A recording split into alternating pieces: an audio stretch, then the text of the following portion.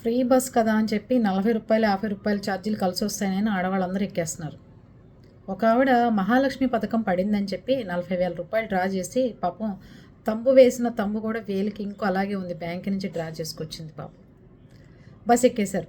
మొగుడు, తను, కూతురు, చంకలో కొడుకో మనవడో మరి ఎవరో ఎక్కేశారు.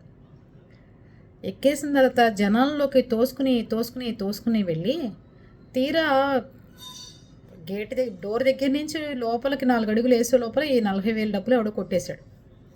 ఫ్రీ బస్సులో ఎక్కేసేసి ఏదో డబ్బులు ఆదా చేసేద్దాం అనుకుంటున్నారు మీరు.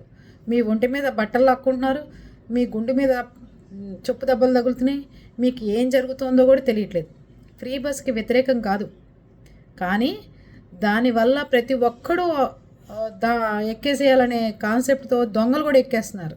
అది ఆలోచించుకోండి, కొంచెం ఆలోచించుకుని డబ్బు, నగలు, మెడలో బంగారం కనుక ఉంటే ఆటోలో వెళ్ళండి చక్కగా, లేదంటే మంచిగా మీ తగ్గ ఏర్పాట్లు చేసుకోండి.